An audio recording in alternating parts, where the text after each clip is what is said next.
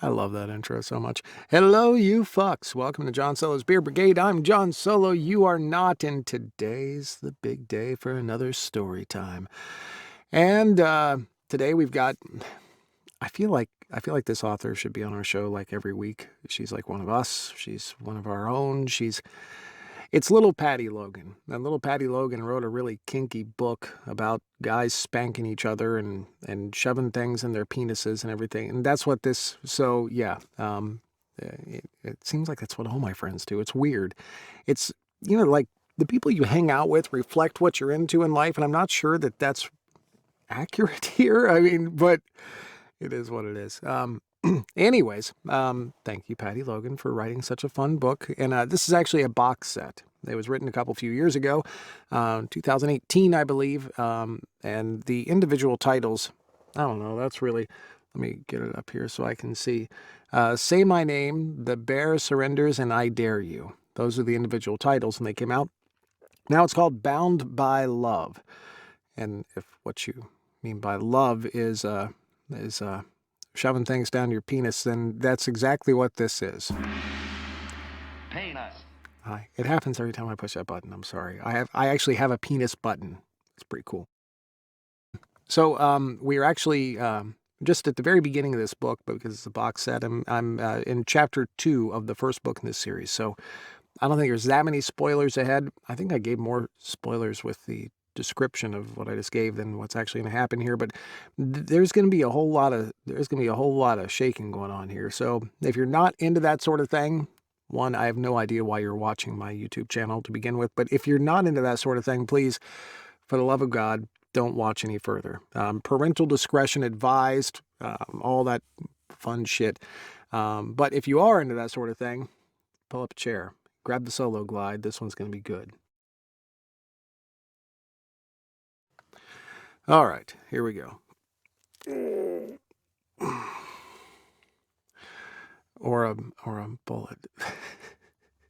Wow. So I'm in Discord as well, obviously. I was always in.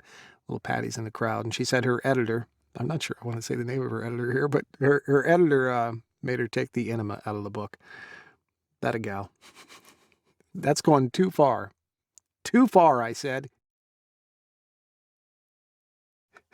That's fantastic.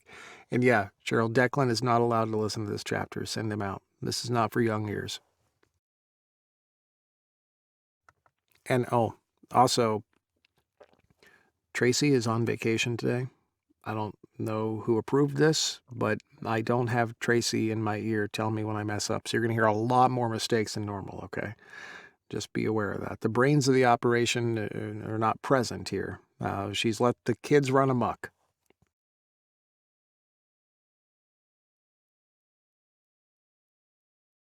I keep on muting and looking this way because, like, I got a belch, and I don't want to do that in your ear, so I keep on thinking, like, it's going to happen. Same thing we do every day. Try and take over the world.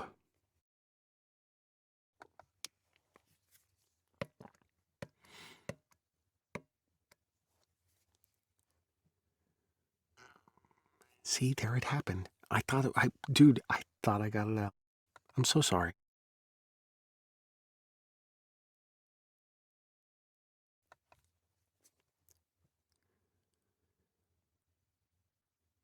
Chapter 2.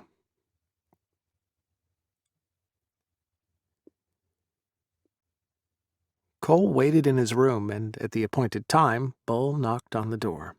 He glanced at his watch and noted it was midnight, right on the nose.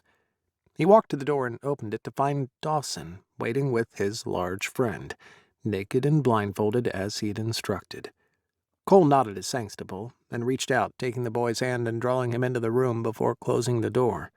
He knew his bodyguard would stay outside, guarding the door against intrusion for as long as he kept the boy inside. Dawson stood expectantly, just inside the door to his living room, as he waited for Cole to do what he wanted with him. Cole had planned what he wanted to do with the boy, and it would take place in his playroom. "Hello, Master," Dawson began. Cole had the feeling the boy wanted to talk with him, but There was no way he was going to carry on a conversation with him. He didn't do that with anyone anymore. Even his exchanges with Bull, the only man he did speak to, were short and to the point. His days of long conversation were over. "Come."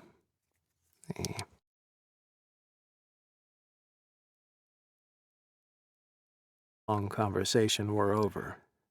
"Come."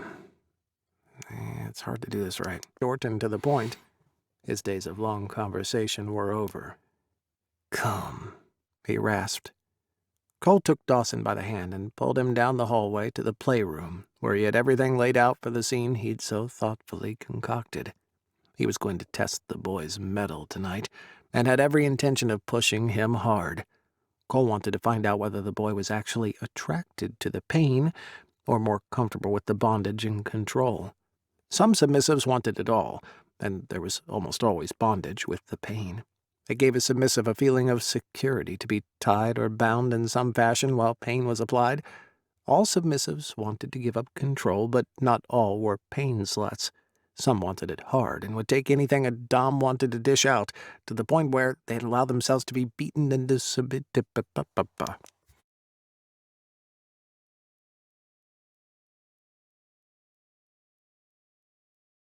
Wanted to give up control, but not all were pain sluts. Submissives wanted to give up control, but not all were pain sluts. Some wanted it hard and would take anything a dom wanted to dish out, to the point where they'd allow themselves to be beaten into unconsciousness before uttering a safe word. That was not what Cole wanted, and though he'd participated in painful percussion play and very hard scenes many times, it was not his preference, unless the submissive required it. Tonight, he intended on finding out just how far he could push the young twink submissive before he gave in. The door to the playroom was locked, because even though he and Bull were the only ones ever in the apartment, Bull was not welcome in his private space. He'd known the huge Samoan ever since Afghanistan, and once he had learned of Bull's sexual orientation, which had resulted in the man's family disowning him, he'd offered him a home and a job. They were more than that, though. They were friends, and Cole trusted him implicitly. Cole hesitated, knowing that he'd finally be sharing his playroom space with what amounted to a stranger. Stranger danger. That, though, they were friends, and Cole trusted him implicitly. Cole hesitated, knowing that he'd be finally that, though, they were friends, and Cole trusted him implicitly. Cole hesitated, knowing that he'd finally be sharing his playroom space with what amounted to a stranger. As much as he trusted and loved Bull, once he walked into his playroom, it would belong to Cole and his submissive alone. He glanced over at the young twink once again as arousal washed over him. It was time. He opened the door and led Dawson inside, drawing him over to his bondage table. "Lie down," Cole said, his voice inhuman in his own ears. "Yes, master." "Safe word." "Red, sir." The boy vibrated.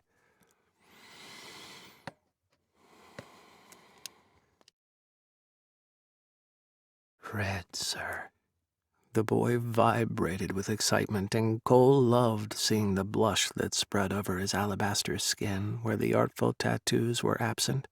His nipples were pierced with silver rings, which matched the ones in his nose, lower lip, and earlobes, not to mention the incredibly beautiful Prince Albert piercing on the head of his cock.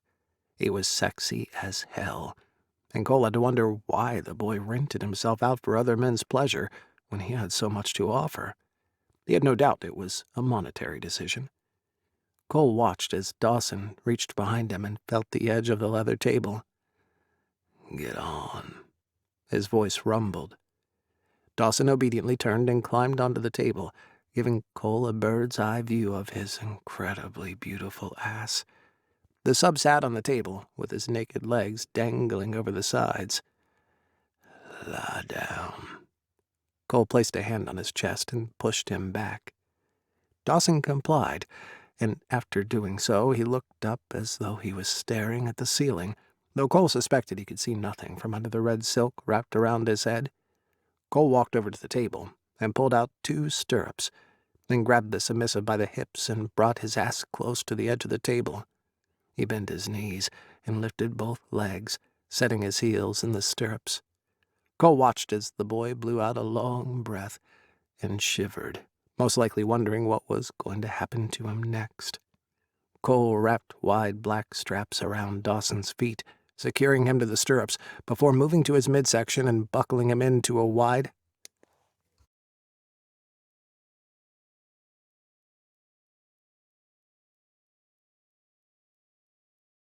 to happen to him next. Cole wrapped wide black straps around Dawson's feet, securing him to the stirrups, before moving to his midsection and buckling him into wide black leather straps over his lower belly and his chest. This further restrained him to the table.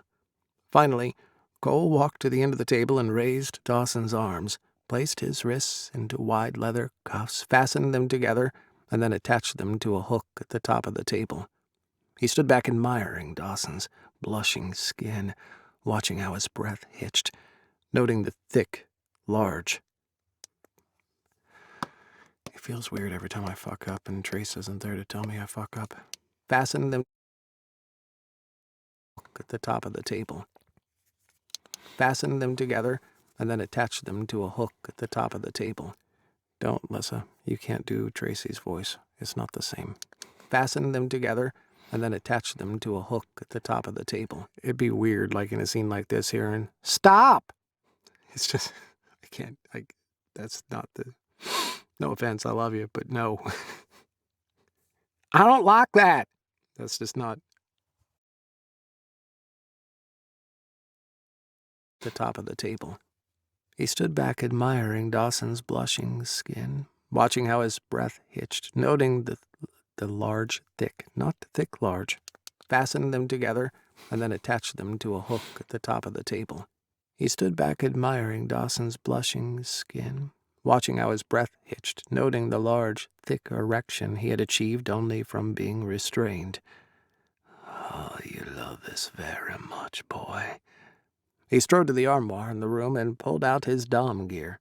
He realized that Dawson couldn't see him anyway, but when one sense is diminished, people usually have heightened ability in the other. Cole knew because Dawson couldn't see, his other senses were even more sensitive. Cole understood the sub would be able to smell the leather he wore and feel it if he allowed him to touch. Cole watched Dawson closely as he dressed, changing out of the suit he forced himself to wear every day and into a black leather jockstrap studded with silver spikes, a black leather vest, and a leather hat.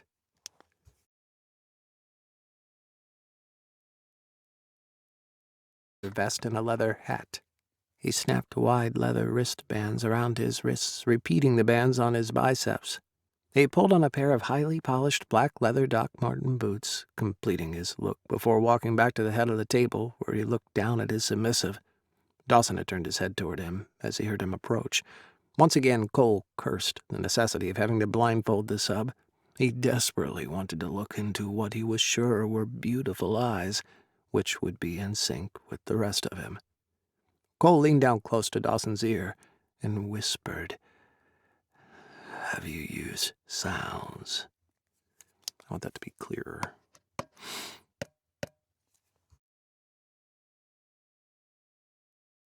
And whispered, "Have you used sounds?"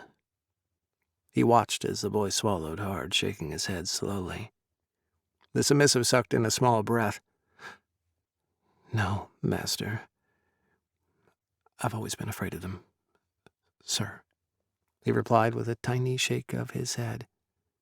His reaction was so innocent and sweet, Cole felt his heart twist in his chest. His cock hardened almost instantly, as he imagined how utterly amazing it was going to be bringing this gorgeous man to an earth-shaking orgasm with his toys. He stood up straight and reached out, took one of the boy's pierced nipples between his finger and thumb, and squeezed. Cole watched the boy's reaction closely as he bit his lower lip for several seconds before he finally opened his mouth and cried out. He strained perfectly against his restraints, and it made Cole even more determined to push the young twink. Master, it hurts. He's so fucking reactive and responsive. Cole let go of the nipple, tugging on the ring for a moment before letting it go and then moving to the other side. He repeated the same torture and evoked the same reaction. Cole walked around the side of the apparatus. Dawson was He repeated the same torture and evoked the same reaction. Cole walked around the side of the apparatus Dawson was restrained on to a metal table which resembled something you might see in a doctor's office, if the doctor was into BDSM and sounding.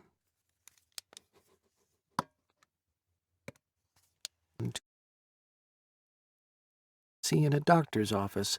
A zippered case and a large tub of lube lay on the table. What kind of doctors do you go to, Patty? Jesus Christ. To a metal table which resembled something you might see in a doctor's office. A zippered case and a large tub of lube. A large tube of lube lay on the table. To a metal table which resembled something you might see in a doctor's office. A zippered case and a large tub of lube lay on the table. He opened the black leather case, which was sterile inside, and gazed down at his 12 sounds, which varied from very thin to the width of a large pencil. He laid the case open, and then moved to the tub of lube, which he opened as well. Finally, he picked up a pair of sterile gloves and ripped the package open, putting them on the way a doctor.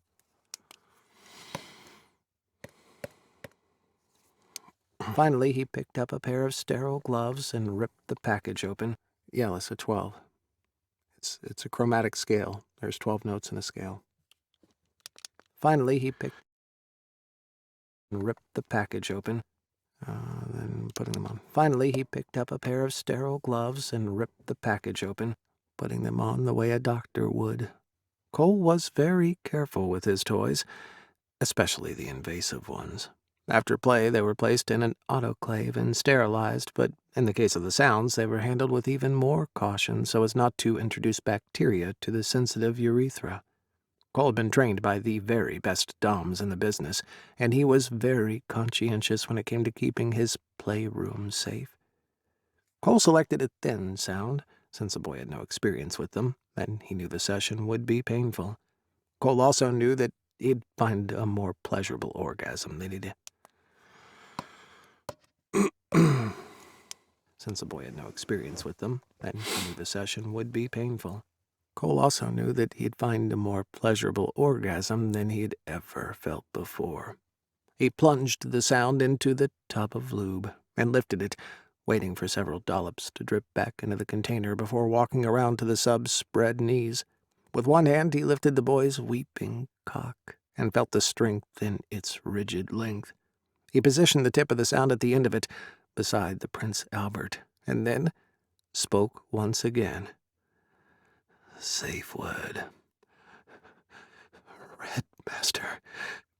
Dawson was shaking and nervous about what was about to happen, and that was more perfect than Cole could even imagine.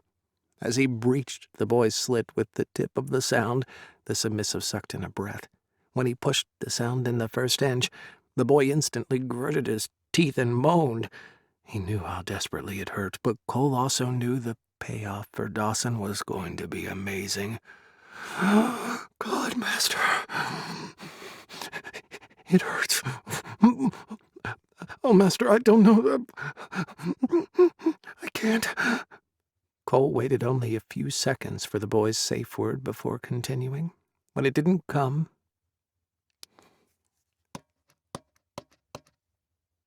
want that breath.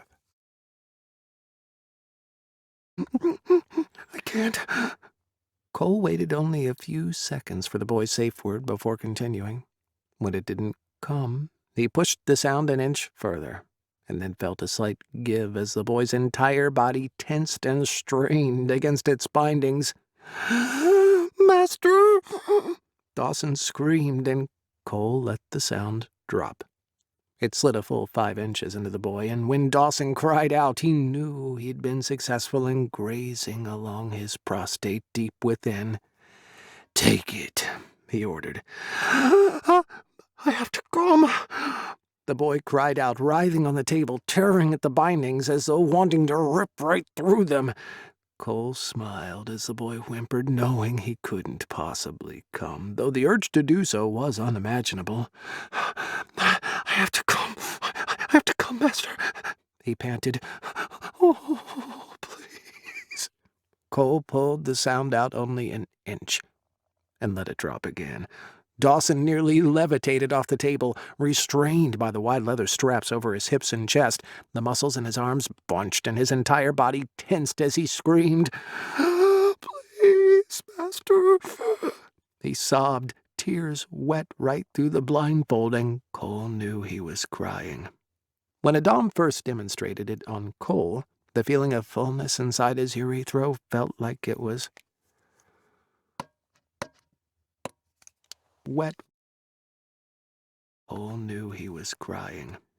When Adam first demonstrated it on Cole, the feeling of fullness inside his urethra felt like it was literally tearing him in two. The first 2 inches had been hellish, but then the sound had dropped right down the urethra and hit his prostate, causing one of the most intense feelings he had ever had in his life. He'd had more than one orgasm as the Dom had played with him in this way. He'd tried every toy in his playroom, and he knew exactly what the boy was experiencing. He also knew what was to come was going to blow Dawson's mind. Breath stalled in and out of his gorgeous submissive's chest as he gasped and sobbed. "I need to come so very bad, master," he whimpered. What Dawson didn't realize was that he'd already come once and needed to again. The electricity coursing through his body was incredibly intense. Cum wept from the tip of his cock around the sound, sliding down his shaft to his shaved groin. Dawson finally relented, pulling the sound completely out.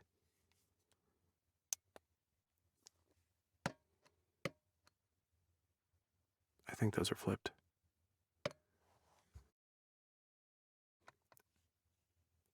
Should be Cole.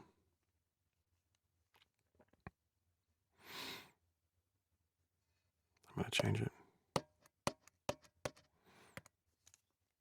Cock around the sound, sliding down his shaft to his shaved groin. Cole finally relented, pulling the sound completely out. "Come, boy." Man, that's kind of freaky. It's hard to do one-liners in that voice. "When the sunlight strikes raindrops in the air. Come, boy." That'll work. Cole finally relented, pulling the sound completely out. "Come, boy." He made a hissing sound as he pulled the sound from the tip. A geyser of spunk erupted from the boy's dick the instant the sound was pulled free, shooting high in the air and landing on his chest. When a second wash of semen shot from the boy's cock, Cole began pumping his dick to milk out the rest of it. "Oh, my God, master!" the boy screamed. Cole's cock throbbed as he watched the pretty submissive convulsing in orgasm, turning away only for a second to lay the long metal rod on the medical table as he continued to jack Dawson's cock hard with his other hand. As the boy sobbed through his climax, Cole was overcome with desire, and he leaned down and licked into a large puddle of the boy's hot spunk. Its flavor exploded on Cole's tongue, and the boy moaned with need, still gasping from his orgasm. Cole swallowed the boy's spunk on his tongue and then lifted his wet dick to his lips, letting them slide over the tip where he sucked the remnants of his climax out of the pierced head and swallowed them down. Dawson was the most delicious man he'd ever played with. He tugged on the Prince Albert ring with his tongue as he pulled off, evoking a delightful moan from the sub.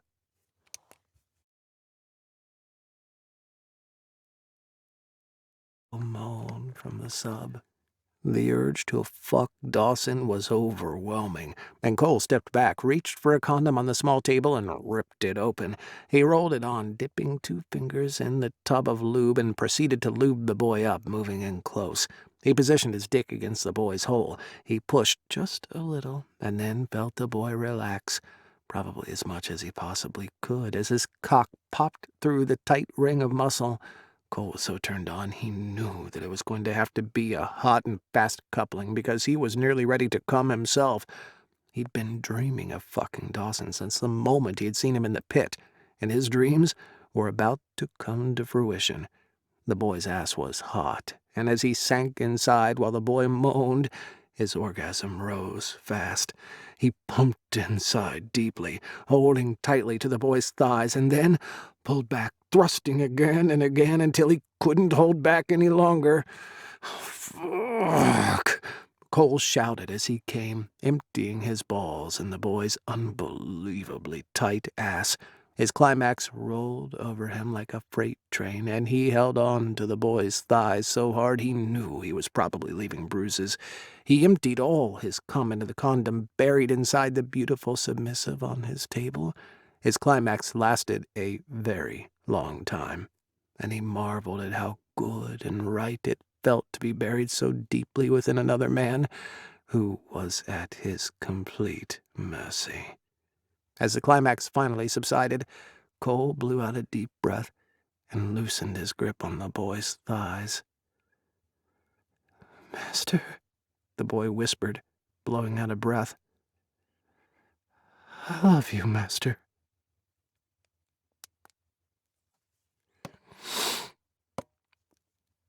That would be a scene break here, but that would be the end of our story time. This should be out in a couple weeks on ACX. Hope you all like it. Enjoy, have fun, and I will see you on the next